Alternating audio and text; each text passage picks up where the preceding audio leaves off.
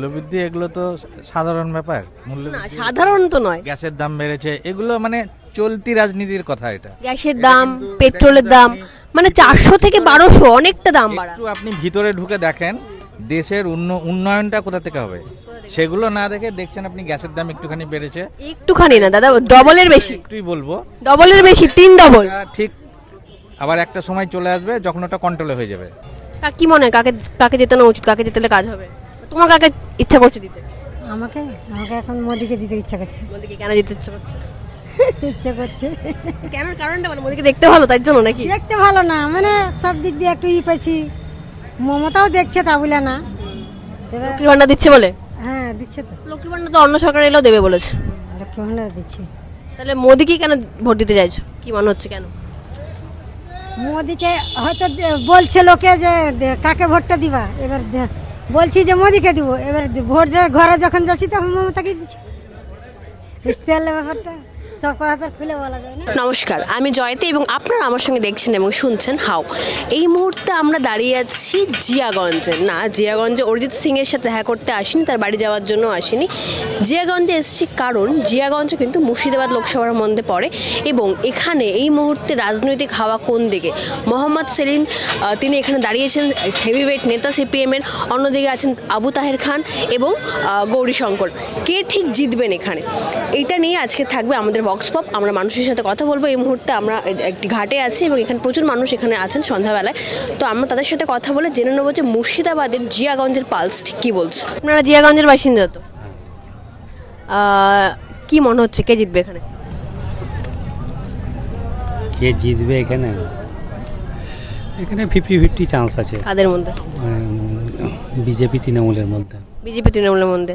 আচ্ছা, সিপিএম এর কোনো চান্স নেই? তুমি কি এখানকার ভোটার? হ্যাঁ, এখানকারই ভোটার। কি মনে হচ্ছে, তুমি ইয়াং জেনারেশন, প্রথমবার ভোট দেবে নাকি আগে দিয়েছো? না, এর আগেও দিয়েছি। কি মনে হচ্ছে কে জিতবে এবার? এবার তো জিতবে মোহাম্মদ সেলিম 100%। কেন মনে হচ্ছে কেন? কারণ উনি শিক্ষিত মার্জিত ব্যক্তি। এর আগে রায়গঞ্জের আপনার এমপি ছিল, তার আগে উত্তর কলকাতা ছিল, রাজ্যসভার সংসদ ছিল। খুব সুন্দর বক্তব্য দেয়, মানুষের কাজের দাবি।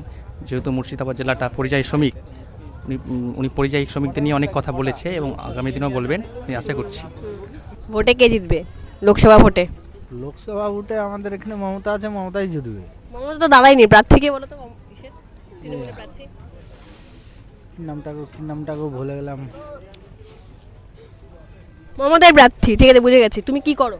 আমরা ইয়ে করি বিজেপি সরি। তুমি বিজেপি করো বলছো, মমতা জিতবে? না না, বিজেপি না, আমরা ফুল জোড়া ফুল। না না, কি করো মানে কি কাজ করো? কাজ করি, রাজমিস্ত্রি কাজ করি বিল্ডিং এ। কেমন কাজের এখন মার্কেট কেমন? এখন মার্কেট অত ভালো না, গরমে অত ভালো নাই। গরমের জন্য ভালো না নাকি এমনি ওভারঅল পরিস্থিতি ভালো না? এই গরমে পরিস্থিতি লোকেরও ভালো না, হ্যাঁ লেবার মিস্ত্রিরও ভালো না। আচ্ছা, তোমরা কোথায় কাজ, মেইনলি কাজগুলো কোথায় পাও? কলকাতার দিকে নাকি এখানে পাও? আমরা বাইরে। বাইরে বলতে কোথায়? বাইরে ম্যাঙ্গালোর। ব্যাঙ্গালোর যাও কেন? এখানে রাজ্যের কাজ নেই? ব্যাঙ্গালোর কাজ নেই বলে তো এখানে করি না। রেট কম, পয়সা কম, ওখানে বেশি। মমতা সংগঠন ভালো আছে, মমতা বন্দ্যোপাধ্যায়ের সংগঠন ভালো আছে। হ্যাঁ, সেই সংগঠন কি মানুষের কাজে লাগছে? লক্ষ্মীর ভান্ডার নারীর শক্তি বড় শক্তি। কিন্তু যদি মানে 1000 টাকা দিচ্ছেন এখন, 1000 টাকা কি সংসার চলে? না চলো, যদি চাকরি না পাই। আমার বউ যদি বলে যে 10 টাকা দাও তো, আমি দিতে চাইবো না, ও তো নিজের ক্ষমতা দিতে চাইবেন না? ওইটা না, আপনার স্ত্রী যদি লক্ষ্মীর ভান্ডারে 1000 টাকা না, আপনি যদি নিজের কর্মসংস্থান একটা পেতেন, তিনি 10,000, 12,000, 15,000 কামাতে পারতেন, সেটা বেটার নাকি লক্ষ্মীর ভান্ডারে 10,000 টাকা? শুনো, ওটার কথা বাদ দেন না, চাকরি পাওয়া খুব মুশকিল, অত দূর দরকার না। আমার অত অভাব টভাব কিছু নাই রে বাবা, মানুষের তো আছে, যার আছে সে দেখে লেখা। আচ্ছা, মানে তার মানে তুমি পরিযায়ী শ্রমিক। লকডাউনের সময় তুমি কোথায় ছিলে, ব্যাঙ্গালোরে না কলকাতা? মুর্শিদাবাদে। মুর্শিদাবাদই ছিলাম। মুর্শিদাবাদে তখন ওখানে যাওনি? চলে এসেছিলাম, সব চলে এসেছিলাম। কিভাবে এলে? লকডাউনে যখন এই যে অধীর চৌধুরী সব লোককে হেল্প করেছে তখন চলে এসেছি। কে হেল্প করেছিল? অধীর চৌধুরী। অধীর চৌধুরী কংগ্রেসের? তাহলে তোমাকে অধীর চৌধুরী হেল্প করেছে, তুমি বলছো আমি বিজেপি করি, তারপরে তুমি বলছো মমতা জিতবে। তুমি কি বলছো আমি বুঝতে পারছি। টিএমসি করি, খোলাখুলি টিএমসি করি। আচ্ছা, অধীর চৌধুরী যদি হেল্প করে তাহলে কংগ্রেস সমর্থিত প্রার্থীকে ভোট দেবে না কেন? আর যখন জোর থাকে তখন সেই দিকে গড়তে হবে তো। ও, এখন মমতার জোর বেশি মনে হচ্ছে? মমতার জোর বেশি, মমতার দিকে গড়ছি আর কি। যদি অন্য কোনো দলে জোট থাকতো, মানে মমতা যদি না থাকতো মমতার জোট, তাহলে কাকে ভোট দিতে? তখন তো তার ব্যবস্থা ছিল, তখন যেটা জোর থাকতো তখন সেটা গিয়ে হতো। তোমার কাকে মনে হয় যে জোট ফোর বাদ দাও, তোমার কাকে মনে হয় কি আসবে? আমরা আগে কংগ্রেস করতাম, কংগ্রেসকে দিতাম। এবার তো কংগ্রেস দাঁড়ায়নি। কংগ্রেস দাঁড়ায়নি। কে দাঁড়িয়েছে জানো কংগ্রেসের সমর্থনে? না না, জানি না। মোহাম্মদ সেলিম দাঁড়িয়েছে সিপিআইএম এর হয়ে। হ্যাঁ। চেনো? না, চিনি না। তুমি কি পড়াশোনা করছো না চাকরি করছো? আমি পড়াশোনা করছি। আমি 2022 সালে ডিসেম্বর মাসে যে টেটটা হয়েছিল সেটাও পাস করেছিলাম, কিন্তু এই সরকার আপনার টেট নিচ্ছে, কিন্তু 2022 সালে টেট রেজাল্ট হওয়ার পরও নিয়োগ করেনি, ইন্টারভিউ নেয়নি। অথচ 2023 সালে টেট নিল, টেটের ফর্ম ফিল আপ 500 টাকা করে দিল। এই সরকার পর্ষদ চাইছে শুধু ফর্ম ফিল আপ করাবো, ছেলেদের কাছ থেকে টাকা নিব আর সেগুলো ইলেকশনের কাজে ব্যবহার করব, নিয়োগ করবো না। এটা এখন টেটটা ওরা ব্যবসায় পরিণত করে দিতে চায় এই সরকার। তো আমার মনে হয় তার প্রতিবাদে তুমি মোহাম্মদ সেলিমকে যেতে চাইছো? অবশ্যই, কারণ সিপিএম যখন ছিল সে সময় তো প্রত্যেক বছর এসএসসি হতো, টেট হতো, নিয়োগ ছিল, কোনো দুর্নীতি ছিল না। তো আমি না, আমার ইয়ং জেনারেশন পুরোটাই মোহাম্মদ সেলিমকে ভোট দিবে। ইলেকট্রাল বন্ডের ব্যাপারে নিশ্চয়ই শুনেছেন আপনি, যে বিভিন্ন কোম্পানিগুলো চাঁদা দিয়েছে বেসিক্যালি, গোপনে তাও আবার। সেটা কেস করা হয়েছে সিপিএম এর তরফ থেকে, তার ফলে বার হয়েছে খবরগুলো যে কে কাকে কত টাকা দিয়েছে, এবং সেই টাকা দেওয়ার ফলে আমাদের যে নিত্য প্রয়োজনীয় জিনিস যেমন ধরুন দুধ, ওষুধ, বিদ্যুৎ, এই সব কিছুর দাম দিন দিন বেড়েছে। অর্থাৎ আমাদের পকেট থেকে টাকা নিয়ে রাজনৈতিক দলগুলোকে দেওয়া হয়েছে। এটা রিসেন্টলি ইলেকট্রাল বন্ডের স্ক্যামটা আপনি তো শোনেননি, আমি আপনাকে বললাম। বিজেপিও সেখানে সব থেকে বেশি টাকা পেয়েছে, তারপরেই পেয়েছে তৃণমূল। মানে বিজেপি তো ন্যাশনাল লেভেলে আছে, সেখানে তারা পেয়েছে সব থেকে বেশি, আর রিজিওনাল পার্টি হিসেবে তৃণমূল সেকেন্ডে আছে। তো এটা নিয়ে আপনার কি মনে হয়? আমি যেটুকু বললাম সেটা শুনে আপনার কি মনে হয়? সেগুলো তো ভাবা উচিত, আমাদেরও দেখতে হবে।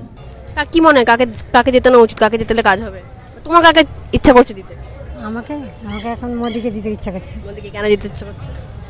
ইচ্ছা করছে কেন, কারণটা মানে মোদিকে দেখতে ভালো তাই জন্য নাকি? দেখতে ভালো না, মানে সব দিক দিয়ে একটু পেয়েছি। মমতাও দেখছে তা বলে না। এবার লক্ষ্মীর ভান্ডার দিচ্ছে বলে? হ্যাঁ দিচ্ছে তো, লক্ষ্মীর ভান্ডার তো অন্য সরকার এলেও দেবে বলেছে। লক্ষ্মী ভান্ডার দিচ্ছে। তাহলে মোদিকে কেন ভোট দিতে চাইছো, কি মনে হচ্ছে কেন? মোদিকে হয়তো বলছে লোকে যে কাকে ভোটটা দিবা, এবার বলছি যে মোদিকে দিব। এবার ভোট ঘরে যখন যাচ্ছি তখন মমতাকে দিচ্ছি। বুঝতে পারলে ব্যাপারটা, সব কথা তো খুলে বলা যায় না। আপনার ছেলে আমেরিকায় কতদিন? আমার 10-15 বছর হয়ে গেল। সিপিএম এর আমলে গেছে তখন। তার সিমে আপনার লেখাপড়া শিখেছিলেন? কি মনে হয় তখনকার লেখাপড়া ভালো ছিল নাকি এখন? লেখাপড়া ভালো ছিল। তাও কি আনবেন না ক্ষমতায়? না, ও সিকিমের লেখাপড়াটা ভালো ছিল। তাহলে গেল কেন সরকার? আমাদের ছেলেপেলে ওখানে একটা শুকনো রুটিও পায়নি, 10 টাকা সাহায্য পায়নি। আচ্ছা, এইটা হয়েছে সিপিএমের তখন। কিন্তু সিপিএমের যে বুদ্ধদেব ভট্টাচার্য কিন্তু খুব ভালো মুখ্যমন্ত্রী ছিল। তিনি কি মনে হয় খাচ্ছিল। কাকে আগে রাখবেন, বুদ্ধদেবকে না মমতাকে? বুদ্ধদেব। তাহলে আপনি তো এখন বলছেন মমতাকে। ও তো বুদ্ধদেব বাদ হয়ে গেছে, বাচ্চার কি তার করবে? দল তো আছে। দল থাক, কিন্তু বুদ্ধদেব খুব সাচ্চার লোক। আচ্ছা, গৌরীশঙ্করের উপর ভরসা রাখতে পারছো না কেন? গৌরীশঙ্কর মানুষ হিসাবেও তো কোনোদিন আমরা দেখতেও পাইনি, কিছুও না, কোনো কাজও করেনি। মোহাম্মদ সেলিমকে দেখতে পাবে, তার কি গ্যারান্টি আছে? হ্যাঁ, মোহাম্মদ সেলিম এর আগে রায়গঞ্জে যখন আপনার প্রার্থী ছিল, তখন রায়গঞ্জে একটা বন্যা হয়েছিল, সেই সময় মানুষের পাশে আপনার ত্রাণ থেকে শুরু করে সব কিছুই আপনার করেছিল। এছাড়াও মুর্শিদাবাদটা হচ্ছে আপনার মুসলিম সংখ্যাগরিষ্ঠ, এখানে এনআরসির ব্যাপার আছে, মানুষকে ভুল বুঝিয়ে 2021 সালে টিএমসি জিতেছিল। কিন্তু বর্তমান সময়ে দেখা গিয়েছিল যে 22টা এমপি থাকা সত্ত্বেও 9 জন অনুপস্থিত ছিল। কিন্তু মোহাম্মদ সেলিম একমাত্র ব্যক্তি যিনি এনআরসির বিরুদ্ধে, সিএর বিরুদ্ধে সংসদ দাঁড়িয়ে অমিত শাহর চোখে চোখ রেখে কথা বলেছিল।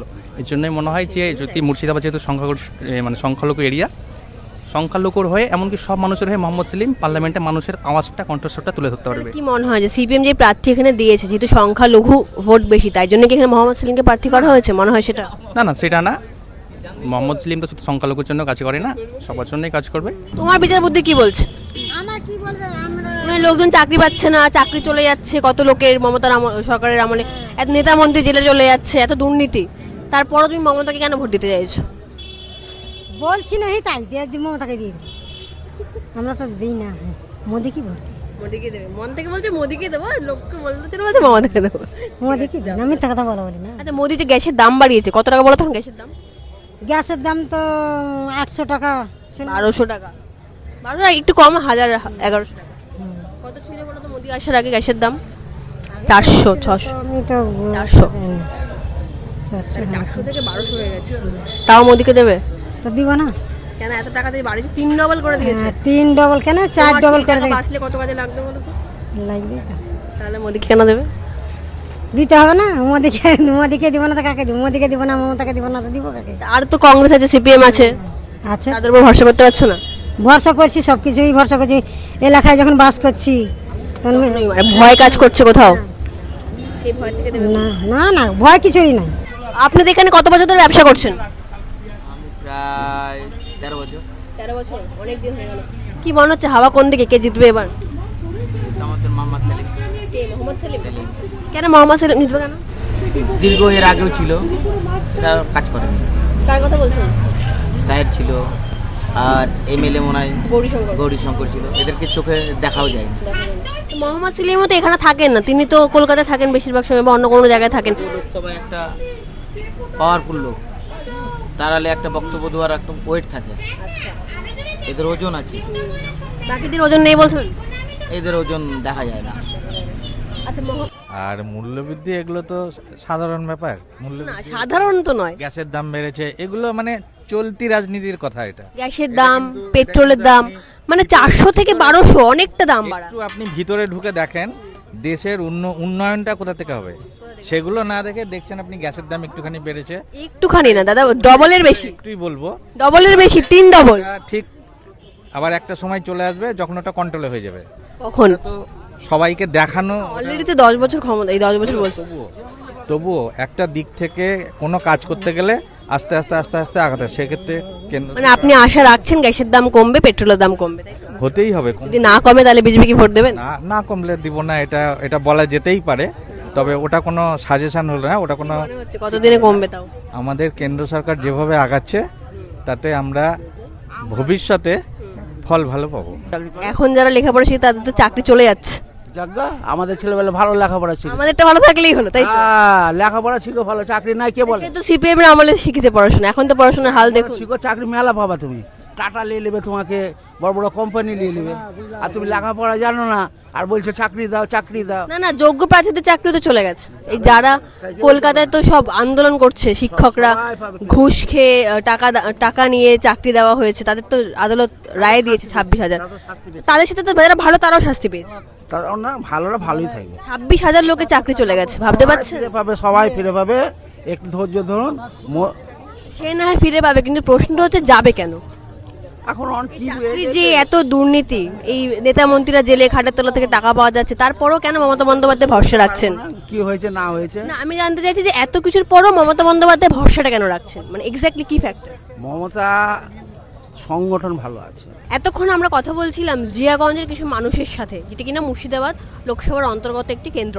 এখানকার মানুষ কেউ বলছেন সিপিএম জিতবে, কেউ বলছেন বিজেপি জিতবে, কেউ বলছেন তৃণমূল জিতবে। মূলত যারা তৃণমূল বা বিজেপিকে জিততে চাইছেন তারা অনেকেই এখানকার প্রার্থীদের নাম জানেন না। তারা প্রত্যেকেই মোদি ম্যাজিক বা মমতা ম্যাজিকের উপর ভরসা করে সেটা বলছেন। তারা বলছেন যে এখানে কাজ হয়নি, তবুও এই পার্টিকুলার পার্সেন্টে জিতবেন কারণ মমতা আছেন বা মোদি আছেন। আলটিমেটলি কে জেতেন সেটা আমরা জানতে পারবো 4 জুন। ততক্ষণ দেখতে থাকুন হাউ।